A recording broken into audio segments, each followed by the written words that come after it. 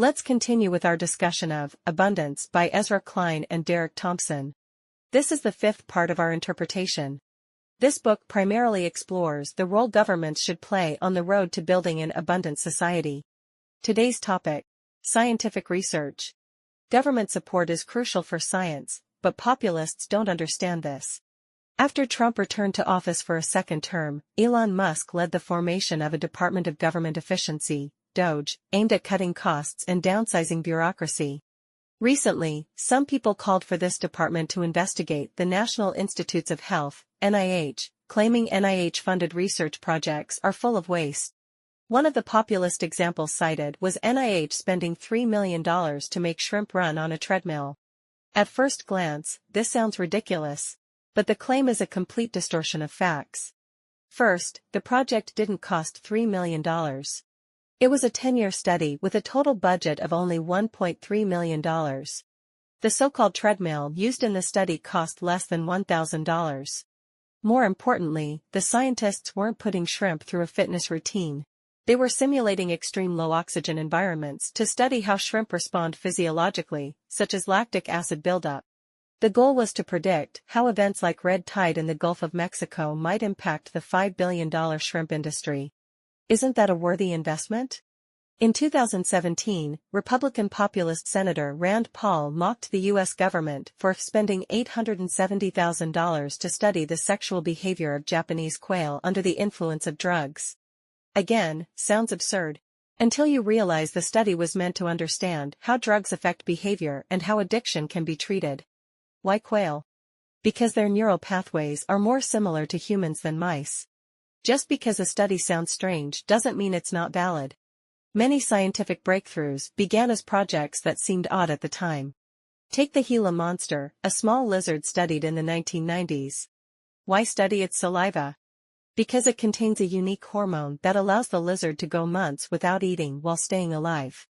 Scientists synthesized a drug from it, GLP-1. Which is now a blockbuster medication. It lowers blood sugar in diabetics, aids weight loss, and even shows promise in treating heart disease and drug addiction. Or consider the COVID-19 pandemic. You likely got RT-PCR tests regularly. That technology relies on an enzyme stable at high temperatures. First discovered in the 1960s in bacteria living in Yellowstone National Park's boiling hot springs. So, if you see scientists doing something strange, don't stop them. That's how science works. We want scientists to follow their curiosity and explore freely. These studies often show no obvious commercial return, so private companies won't fund them. That's why government support is essential. Government-funded research wasn't always a given. Systematic federal involvement in U.S. science began in 1940, during World War II. An engineer named Vannevar Bush urgently warned President Roosevelt that the U.S. was falling behind the Axis powers in technology, and needed to speed up R&D. Roosevelt immediately approved the creation of the Office of Scientific Research and Development, OSRD. This office coordinated major projects including the Manhattan Project, atomic bomb, radar development, malaria treatments, and early flu vaccines. After the war, Bush wrote a landmark report, Science, the Endless Frontier. In it, he introduced the game-changing idea of basic research. He argued that government should fund research without immediate applications, to build up a reservoir of scientific capital. Don't ask what it's for now. Just accumulate it. Future breakthroughs will come from it. Following this philosophy, the U.S. government established two key science funding agencies in the 1950s. The National Science Foundation, NSF, and the National Institutes of Health, NIH. These massively boosted American science and benefited the world. The irony? Elon Musk now fiercely criticizes government-funded research, but he himself was a major beneficiary.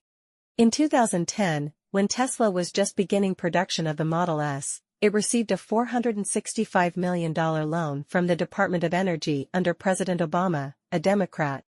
His company SpaceX has received billions in contracts and support from both Democratic and Republican administrations. Think about the microwave, the smartphone, the interstate highway system, the jet engine. Many of these innovations got their start through government funding. The bottom line: science cannot rely entirely on the market. Scientists often don't have the money, and private companies won't fund speculative research like lizard saliva. Isn't this precisely one of the highest purposes of government, and one of the best uses of your tax dollars? The knowledge produced by basic research is open, patent-free, and shared globally. Isn't scientific research one of the most noble human endeavors? But over the past few decades, government science funding in the U.S. has faced serious problems. Take the inventors of the mRNA vaccine, Katalin Karikó and Drew Weissman. They won the Nobel Prize, but during their research phase, they couldn't get any NIH funding. Karikó wrote countless grant applications. NIH kept rejecting her. Why? Because her work was considered non-mainstream. They managed to keep going only by repurposing funds from Weissman's other projects and scraping together small amounts of support from sympathetic colleagues. By 2013, Karikó was forced into retirement by the University of Pennsylvania, due to lack of results. Shouldn't the NIH reflect on this? The deeper issue is that government funding has become too risk-averse. NIH's typical process: scientists submit a proposal, officials send it for peer review, and funding is granted based on the review. The problem? Reviewers only favor mainstream fields. To get funding, you must chase trendy topics. Studies show most proposals cluster in popular areas and lack originality. The easiest proposals to fund? Slightly innovative takes on mainstream themes. The hardest? Genuinely original ideas that fall outside the mainstream. But isn't science supposed to be about innovation? This system stifles it. Compare this to projects funded by private, unconditional sponsors. These high-risk, no-strings-attached projects either produce nothing or deliver major breakthroughs. That's real risk-taking. Accept failure, aim for greatness. But that's not how governments usually operate. Officials fear blame.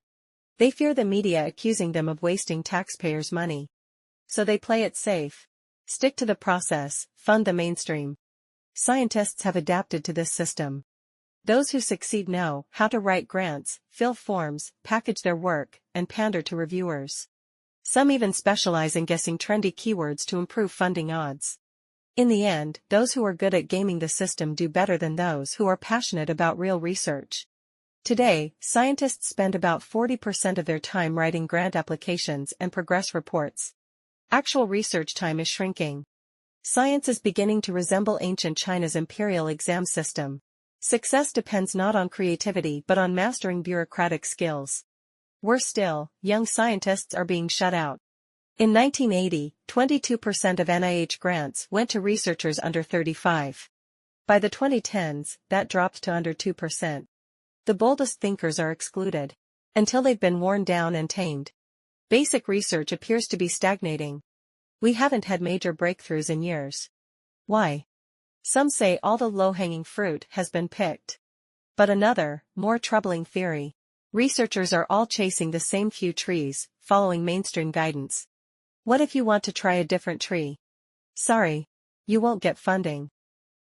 There are solutions. Starting with special handling. This book emphasizes the importance of special mechanisms. What does that mean? A results-oriented rather than process-oriented approach. When you care about outcomes, you think more flexibly and use creative methods. The U.S. does have a government agency built for exactly this. The Defense Advanced Research Projects Agency, DARPA. DARPA's annual budget is only $4 billion, just 1/10 of NIH's. But its impact is massive. DARPA-backed innovations include the Internet, GPS, personal computers, self-driving cars, and even mRNA vaccines. It invested $25 million in Moderna in 2013. DARPA hires experts with research experience as program managers. Each acts like a film producer, selecting promising projects, assembling teams from across universities, research centers, and companies. If they believe in a project, they back it without waiting for peer review. It's results-driven, like a king sending out explorers to find new lands. I don't care if this is mainstream. I believe in it, and I'm funding it. Klein and Thompson offer several recommendations for U.S. science policy. 1. Increase research funding. Over the past 60 years, U.S. R&D spending as a percentage of GDP has steadily declined. Basic research is severely underfunded. 2. Attract more immigrants. Immigrants make up 14% of the U.S. population, but account for 23% of patents and 38% of Nobel Prizes. Over the past 20 years, more than $500 million startups were founded by immigrants. Yet the US is tightening visa policies, preventing talented foreign scientists from staying. See the pattern? Both of these recommendations run counter to Trump's political direction. But science policy can't stop it, just give more money. Klein and Thompson also call for attention to metascience. The science of science itself. How is research actually done? Which funding mechanisms best stimulate innovation? If the traditional proposal peer review funding model is outdated, maybe it's time to try prize-based systems. Or create large dedicated funds to support high-risk, high-reward ideas. In my view, scientific research is, at its core, a deeply individualistic pursuit. It doesn't matter what others think. The question is, what do you think? Which direction do you believe in, and how are you willing to take risks? And yet, research is also inherently collaborative. It requires a degree of organization. Can a few of us pool some funds together and embark on this expedition? It's truly a life-affirming endeavor. Populism and institutionalization are the two great enemies of scientific inquiry. Populism suffocates curiosity. Institutionalization kills the spirit of risk-taking. Together, they drive a nation toward isolation. The fact that, even in today's world steeped in populism and rigid systems, there are still people who pursue science. This, at least, is a source of comfort. That's it for today's content. Thank you for watching, and I'll see you in the next video. If you feel there is value in this, please like, subscribe to this channel, and leave your thoughts or suggestions in the comments section. Let's grow together and read more good books.